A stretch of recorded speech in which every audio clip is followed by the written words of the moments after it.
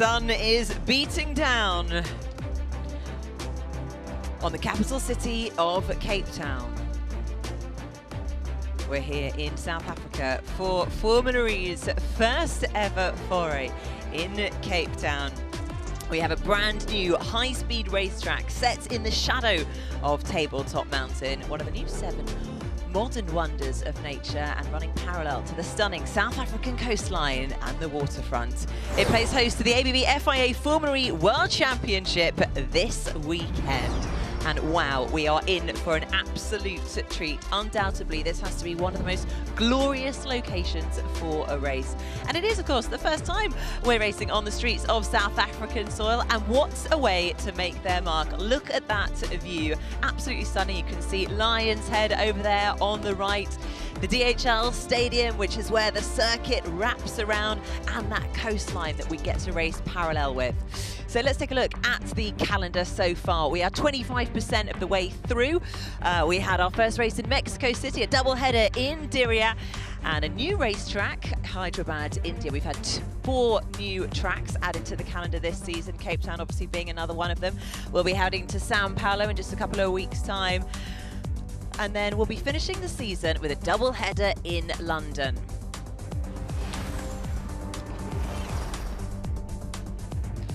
So the tracks, the drivers were arriving at the track this morning. There's Pascal Wehrlein, looking good.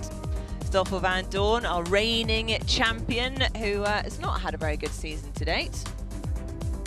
But he will be looking to make amends.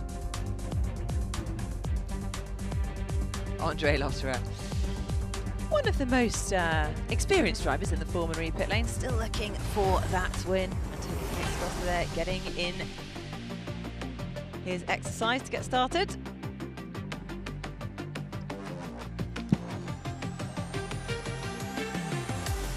So here we have the Drivers' Championship. Pascal Wehrlein had an incredibly dominant start to this season. A second place, 2 wins, and a 4th place for him this season leaves him on 80 points. Jake Dennis just behind, 62 points. And then there's an incredible melee. Jean-Eric Verne down to Lucas de Grassi, 13 points behind them. Andre Lotterer in P11 for Avalanche Andretti. And there we have it, Nico Müller. Kelvin van der Linde, home race for him this weekend, looking for some first points.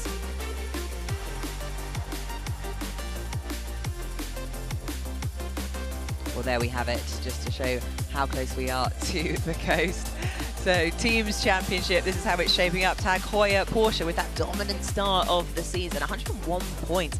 A big gap between them. Avalanche Andretti sitting in P2. And then Vision Racing, Neon McLaren, Jaguar TCS Racing in P3, 4 and 5. So alongside me in the commentary booth, we have Saunders CB, our digital presenter. Saunders, take us through this track. So yeah, let's have a look. Thanks, Nikki. It's a 12-turn, 2.92 kilometre circuit, one of Formula E's longest ever, and by the looks of it, one of the fastest as well. So it starts at turn 1 with a left-hander into a sweeping set of corners, into the chicane at turn 4, 5 and 6. Near 90 degrees left-hander into the longest straight on this circuit. High speeds will be hit here before a brave overtaking opportunity. Another chicane down at 8 and 9. Massive opportunity here for recouping energy. Another left-hander into 10, back on the speed through 11 and turn 12 into attack mode activation zone. Definitely a bit of drama to be expected here, and that is the end of the circuit.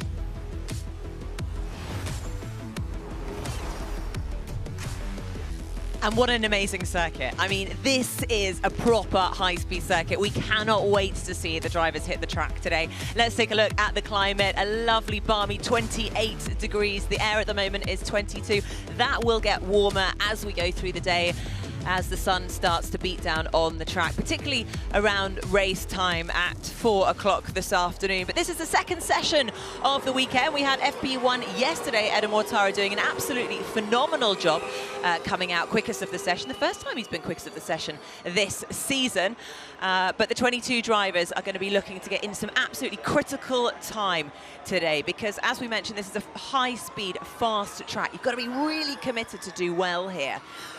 So running time in these sessions, Saunders, is, I think, more critical than ever. Particularly, it's a new track, it's a level playing field again. For sure. I mean, in any new circuit, you need to be getting the experience up as quickly as you can. But here, even more so, because it's long, it's fast, so they need to be able to run the energy programs and know, you know, how are they going to be able to hit their targets in a race that is going to be very, very demanding on energy.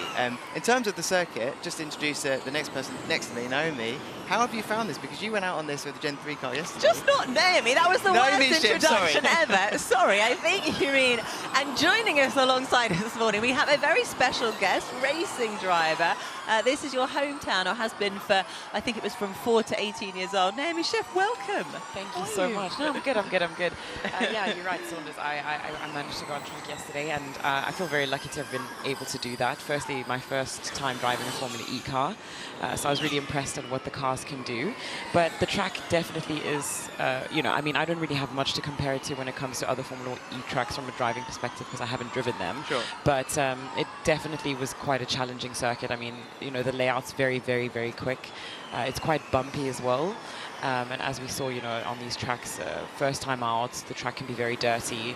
So lots to learn. And as you said, you know, yesterday with the incident that happened on track, all the drivers kind of lost out a bit of time on track. And in such a short 30-minute session, every minute's going to count. So hopefully they have a clean session this morning. Tell us more about driving the Gen 3 car, though, because that is epic. There's only like a handful of drivers that have ever done that aren't one of these guys, so the 22 that we're watching right now. There's Sam Bird, who's trying to make up for a bit of redemption after last time out. But yeah, Naomi, first of all, tell us a bit more about Gen 3. Yeah, no, I mean, it was amazing. I mean, the cars are clearly very quick.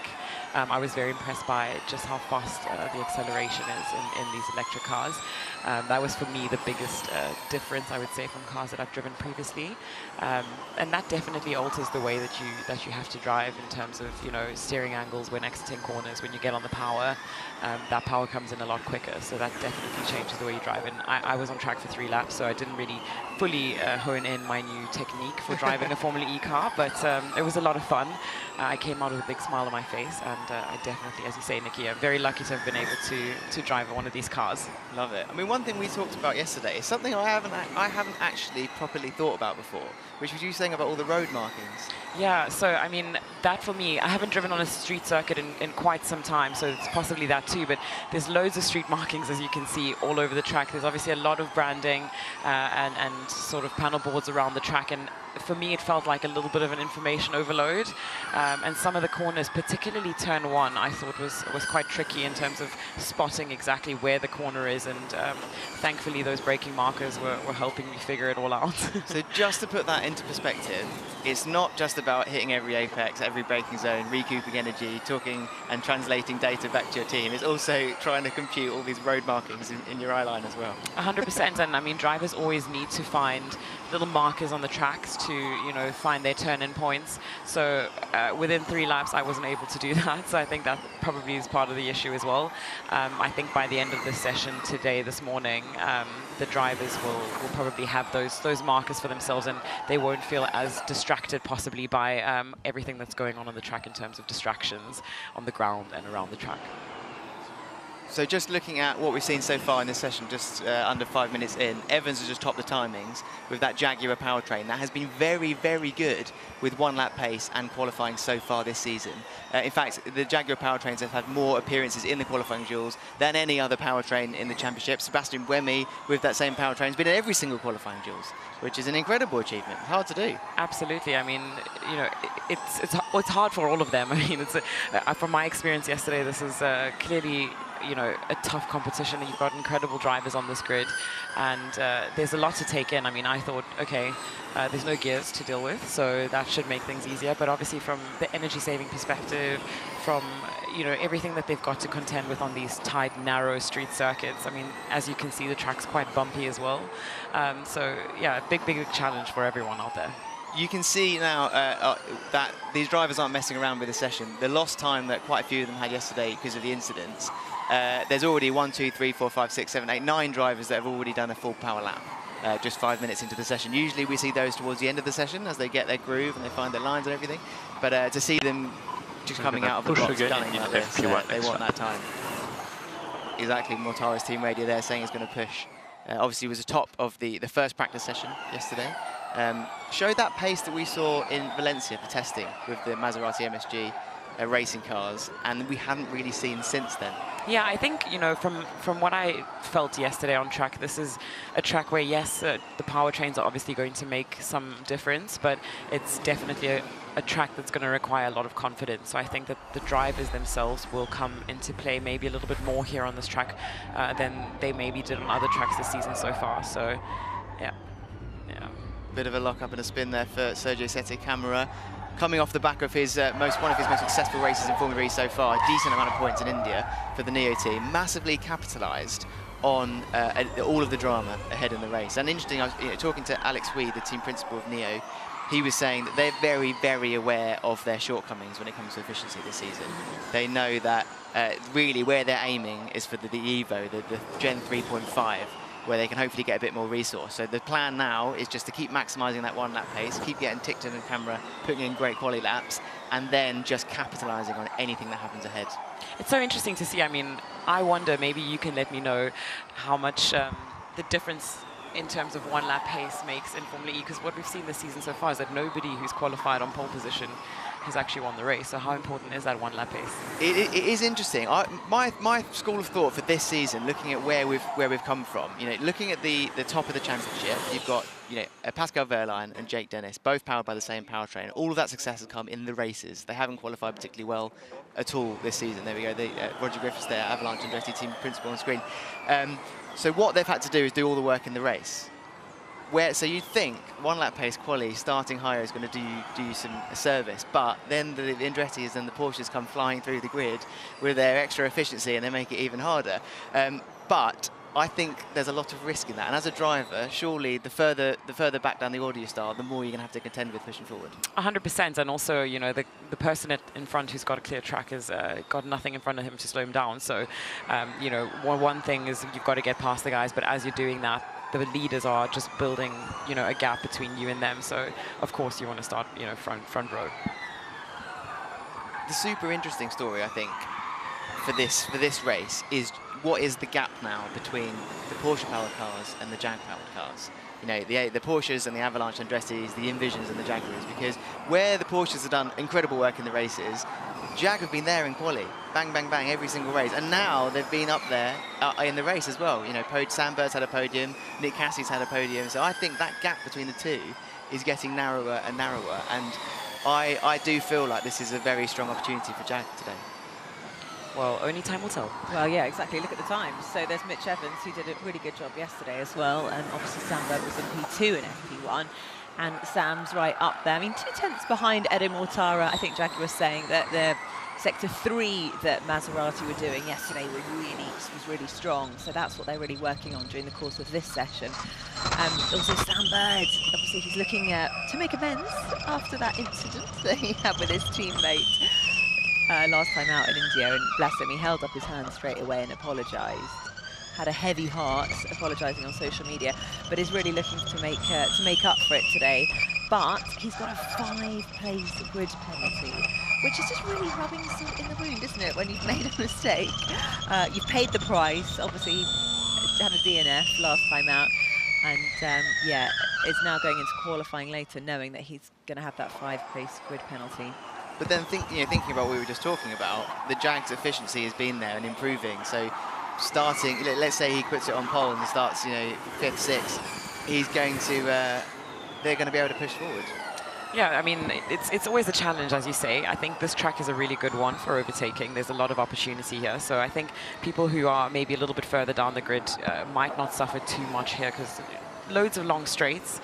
But as you say, I mean, it's going to make a difference, because efficiency, as you say, is maybe going to be used more critical on a track like this today.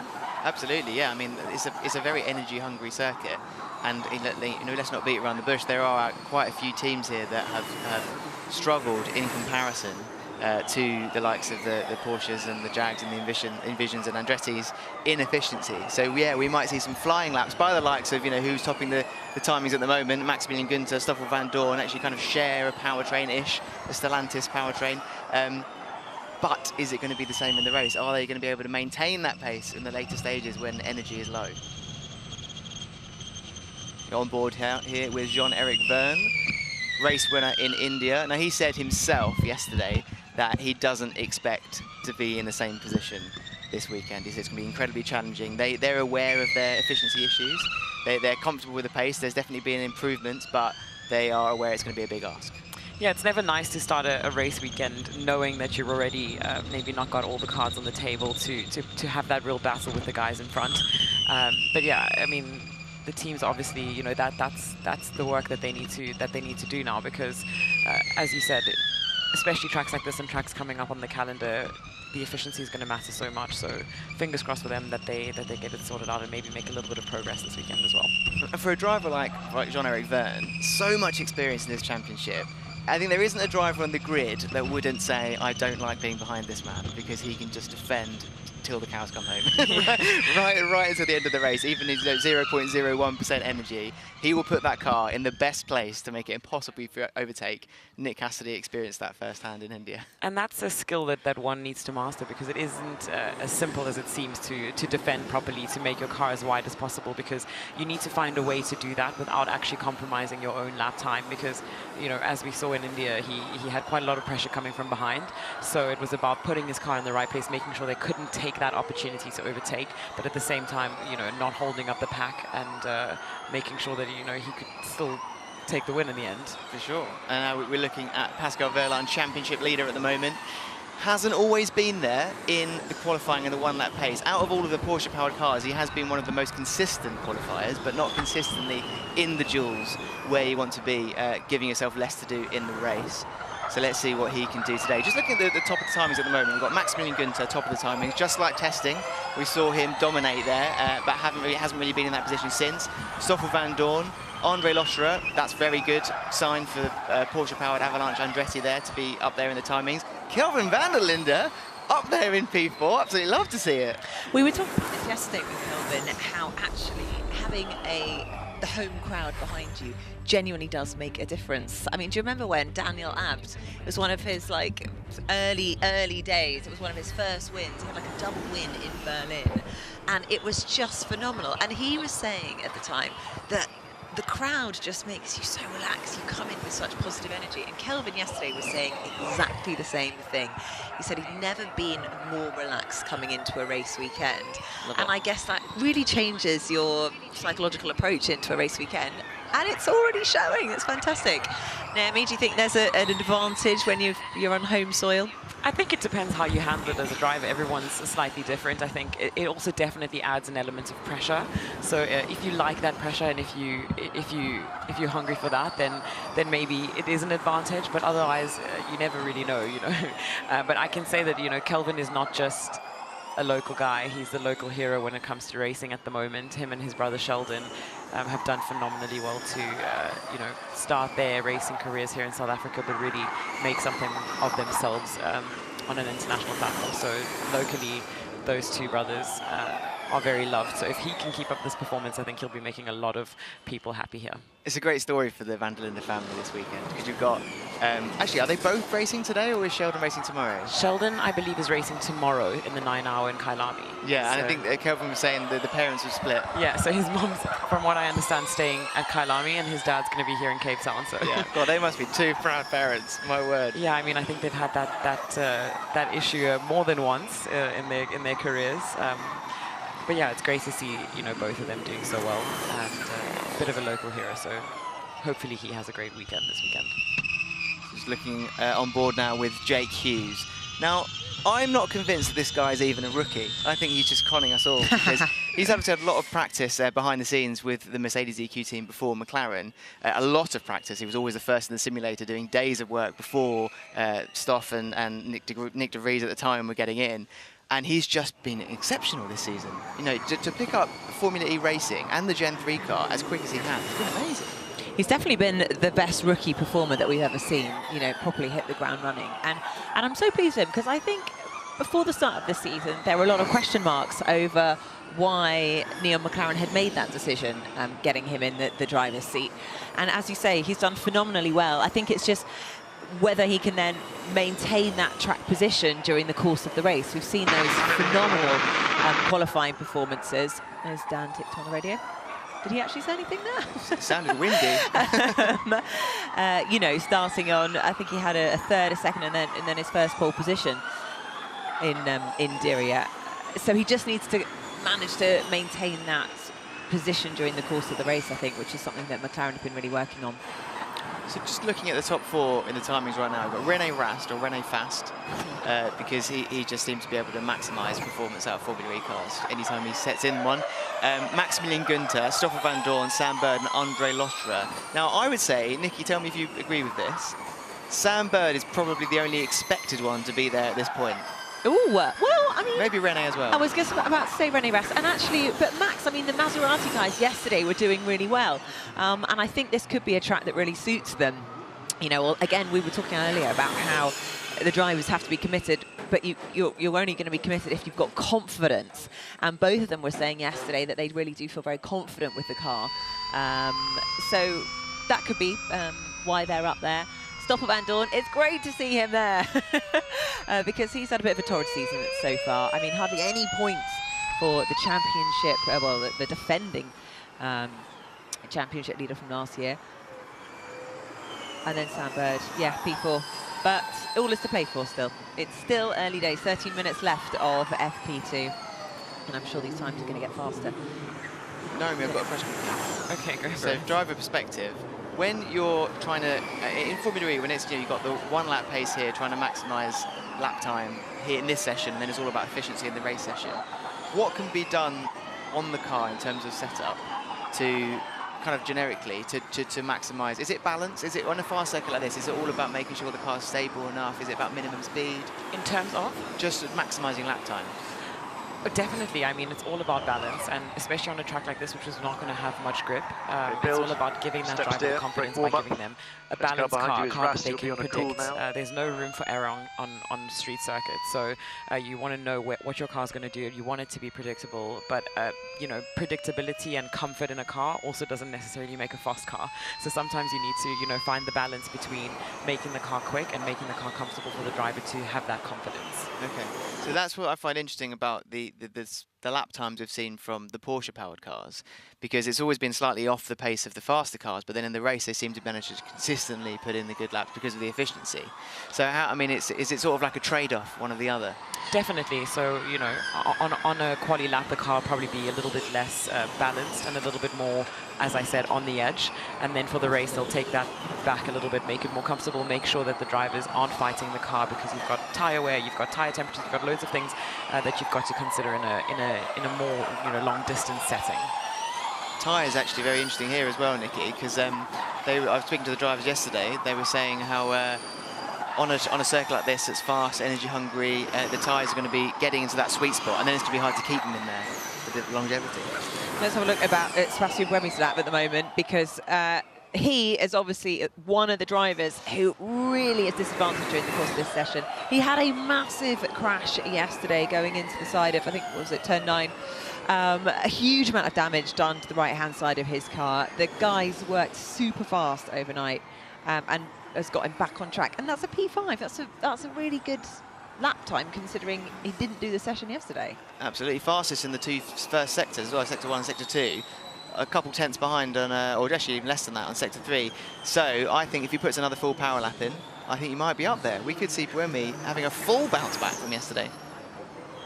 I might be mistaken, but it looked like he may have had a little bit of traffic towards the end of his lap, so that might have been what affected his Sector 3. But yeah, super impressive to see him, you know, up at the top of the times there.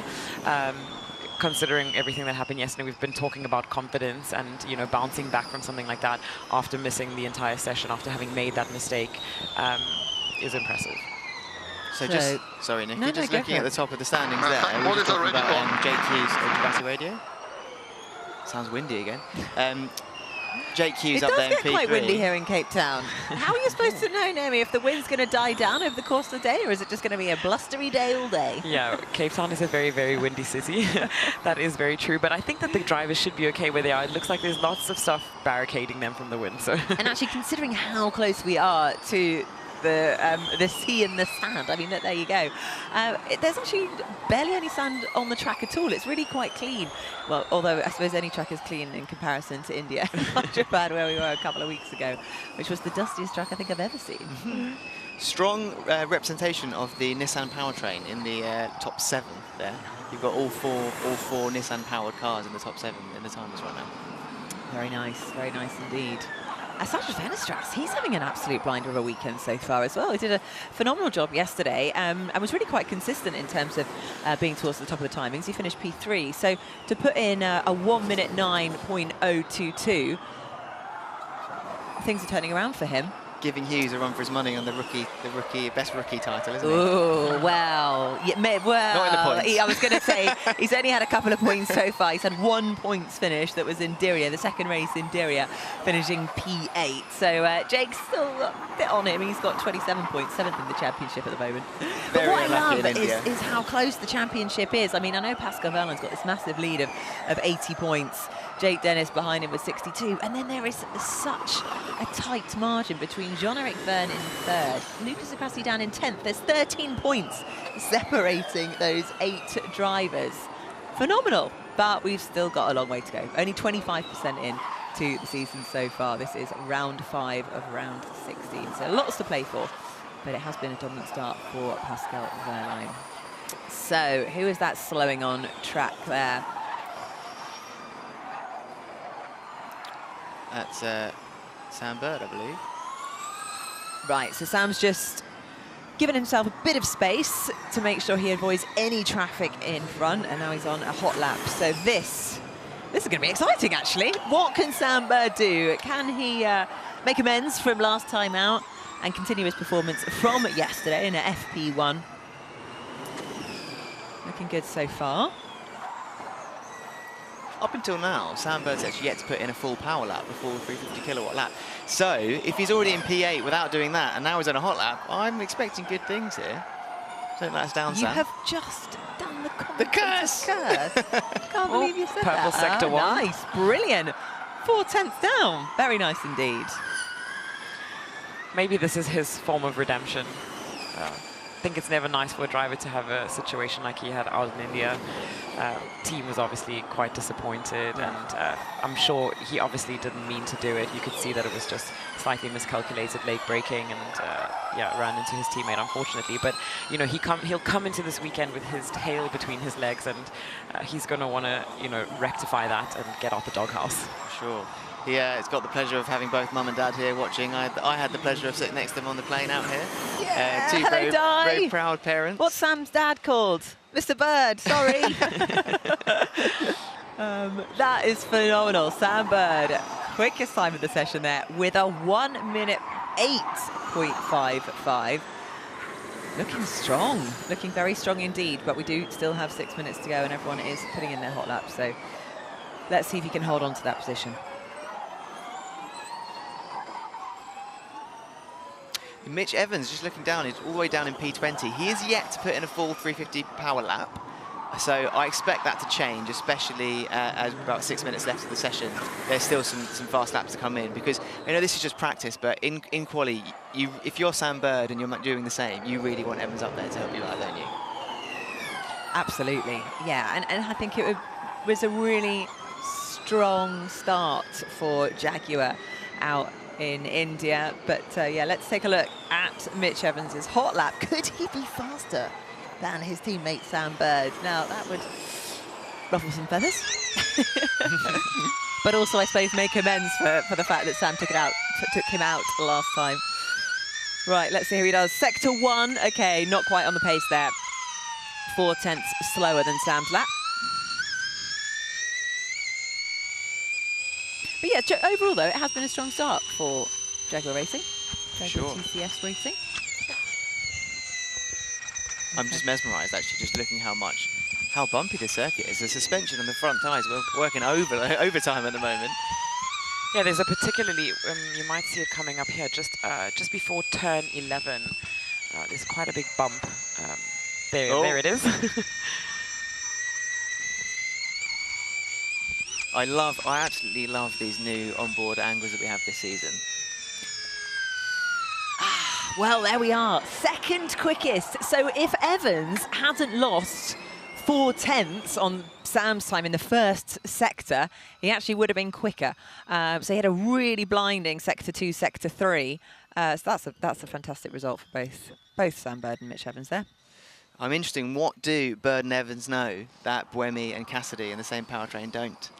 Because that is two very impressive laps and right on the money, I think, where you'd expect them to be on the performances in one lap pace that we've seen so far. Talking about camera angles, also that the camera that they've now got following some of the team principles, right in your face, isn't it? You know, you really don't want to sneeze on camera. They're always there in the right Something moments might go as well. horribly wrong. Yeah. But it's brilliant. It really captures every emotion, every moment. A little bit of frustration there. Bit of a traditional driver's hand wave from Lucas de Grassi. He's obviously down in 22nd right now with only 3 minutes left on the clock. So. Yeah, unfortunately a bit of traffic there, which again, it just shows maybe that's a bit of experience. I don't know. The fact that obviously when Sam slowed to make sure that there was no traffic ahead of him. Yeah, I mean, frustrations there from Van der Linde. Not a great showing of the Mahindra powertrain at the moment, making up the bottom 4 timings. I'm sure there's a little bit more time in there somewhere if they get a chance to do another lap in these last 3 minutes, but yeah, not exactly where they'd want to be. Yeah, because it was a flying start from Lucas de Grassi at the start of the season with his podium in Mexico. Haven't seen him get any points since then. So, replay, Oliver Rowland, or no? Let's have a look, what's happening here? That tricky turn 1, I told you guys about that turn 1. What is it that makes it difficult? It's just hard to pinpoint exactly where to brake, and I think the entry point to the corner is so tight that if you feel that you've miscalculated, it probably is just better to use the runoff and be safe. Well, this is a big lap for Andre Lotterer because, you know, him and Dennis down in 17, 18. Yes, their one lap pace qualifying hasn't been great, but it hasn't been that worrying, let's say, where it is at the moment. So how are they doing? Dennis hasn't done a full power lap yet. Lotterer has, on board of Lotterer now. Just done his best first sector. Can he improve on that? Because I know this is not the sort of showing of pace they'd want to be seeing in the session before qualifying.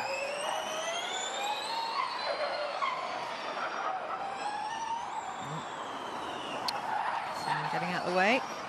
Bit of a change at the top now as well. Eduardo Mortara up there with the MSG Racing car. And Dan Ticktum, once again, showing what he can do in a one-lap pace. Sometimes I think we're all just living in a Ticktum world. Someone put their money on Ticktum yesterday. On track this time to get in its way. What might we have on the seagulls, maybe? Possibly, seagull on the track? possibly, yes. But you said it earlier, maybe some sand, because if the wind does pick up, that is something that could be a little bit of an issue. Okay, and Edo Mortara. So, this is interesting with just over 1 minute to go. It's Edo Mortara, Dan Ticktum, Mitch Evans, Sam Bird and Stoffel van Doorn, the top 5 in FP2. Really changing things up. What can the McLaren guys do? I love this, though, how you can really see just how this is a proper street circuit right in the centre of town. You've got the traffic there on the right-hand side. They're all probably cursing us as they sit in their traffic. But this is a sellout show. I think, yeah, over between 20 and 30,000 people coming this weekend. There were queues at 7 a.m. this morning. Right, this is exciting. So Cassidy has just gone quickest in Sector 1. But what can his teammate Sebastian Buemi do? Now this is going to be interesting. If the Envisions can put in some good laps here and get up there closer to the likes of the shared powertrain, Evans and Bird. Another quick sector from Nick Cassidy here. The guy is very quick Nick, but he also has had very bad luck with traffic. Oh, yellow flag is not going to help things at all for Nick Cassidy, but was it before or after where he is? He's gone top. Nice, well done. Okay, well, lucky the yellow flag, it didn't cause any issues in his lap. We'll have to find out where that is. Has affected Sebastian Buemi. There we go, end of the session. Nick Cassidy on top. That is an incredibly good display of a Jaguar powertrain right there. Which just goes to show that he can carry that momentum in. I mean, he had a fantastic run out in Hyderabad with his first podium, finishing in P2. And that's going to be a massive boost of confidence. Coming into today, showing the team that it wasn't just a stroke of luck, but in fact, that performance is carrying on into this new high-speed, rather bumpy track here in Cape Town. And off the back of that podium as well for Cassidy in India, this is going to be a real boost of confidence now for the Envision team and also for all the Jaguar-powered cars who've looked strong and increasingly stronger in the race. So if he can maintain this pace, get in a good position after qualifying, I think good things could come from them. Absolutely. So we've got 3 Jaguar powertrains in the top 5 from that session. But how much can we really read into free practice 2? Because ultimately it all comes down to qualifying, which is where they have to, perfect it into 1 lap. And then get through to the duels. Must point out, it's still another great performance from Edo Motaro because... Have a listen to this one. So this is Lucas Degrassi. Oh, this is the moment, the traffic moment, I think. We're about to The see wave some of the gestures. hand. Here it is. Here it comes. There you go. I'm in quali mode and this, who's it is in front? Van der Linde. Not My happy lap, there. Van der Linde.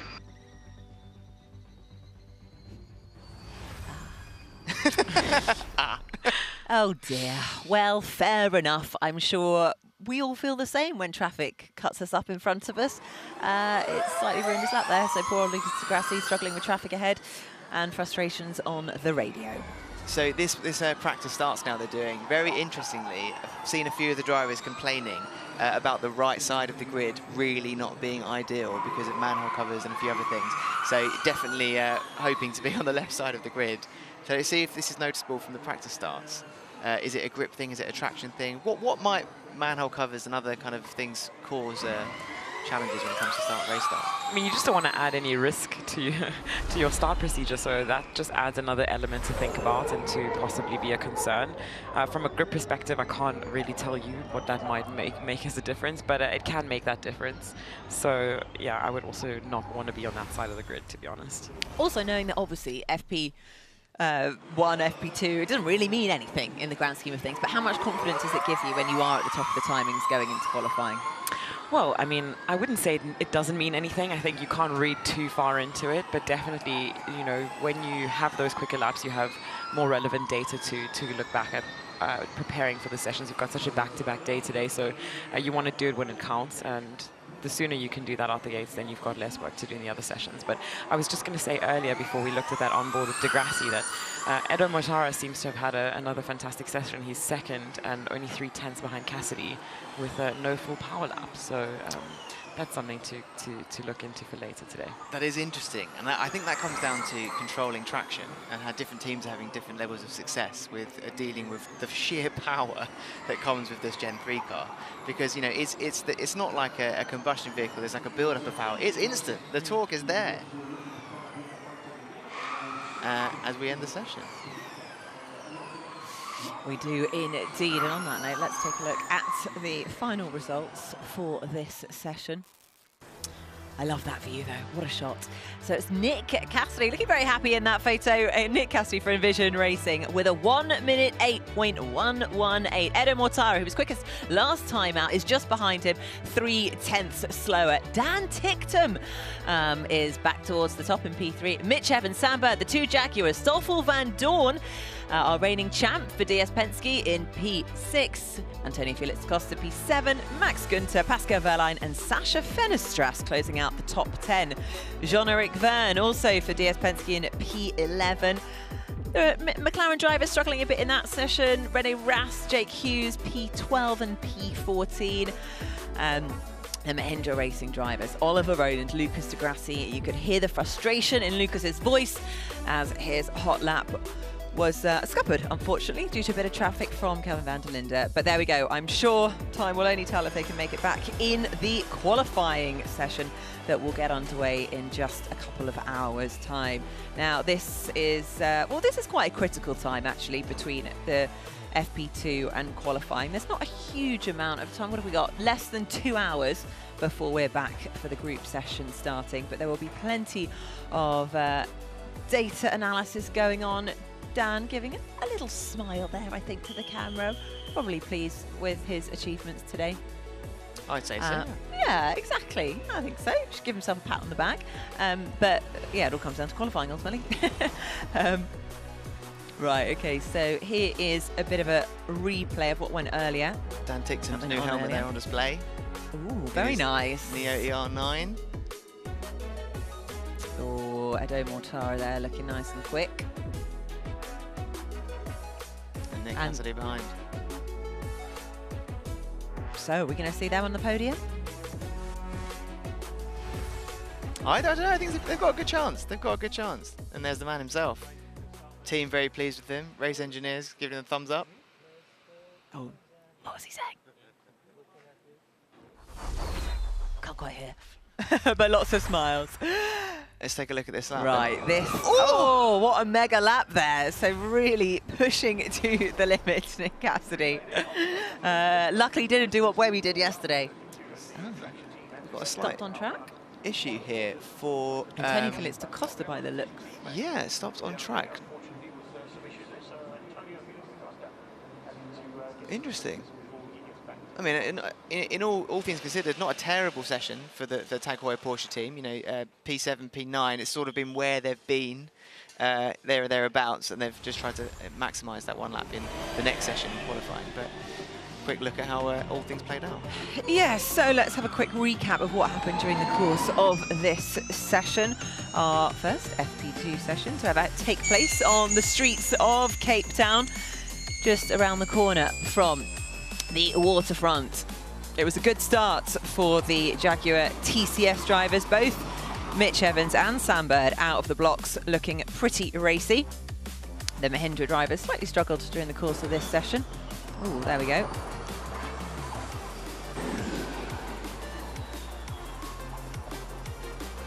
And there you go, there's a big Sergio Sette camera spin and lock up there, keeping himself out of trouble. Now on board with Edoardo Mortara. I love this angle. Just see how fast this circuit is. It looks fantastic. Back to the Jaguar. And again, turn one drama. Caught out Oliver Rowland yet again. It's going to be interesting what happens in the course of the race, because it's not going to be quite so easy to do a little 360. So Lucas de Grassi is this one who is about to get caught up in the traffic ahead. Not over the moon with Kelvin van der Linde there. No, unfortunately not. The locals should know better, but you know, to be fair, Kelvin's hit the ground running with this season, his rookie season, replacing the seat for Robin Freins as his hand is almost recovered after the accident early on in the season. Thinking of you, Robin. Wish you were here. You were supposed to be here. Why didn't you come? And there we are. Tense moments from team principal Sylvain Filippi, wondering what his driver's going to do today. But hopefully he's very happy with that result for Nick Cassidy. Mortara and Cassidy there, the two top drivers in this session, both looking very quick. But where it all counts is in the sessions to come. Well, there you have it. What an incredible view there of the racetrack here in Cape Town, the 31st venue to host a Formula E race. Absolutely stunning. Oh, they've got the greatest view in the house. Can we go and find their little spot for later? Right, we'll come and join them for a glass of sparkling water. Anyway, do join us later as we will be heading into qualifying for the first time here in Cape Town for the ABB FIA Formula E E-Prix.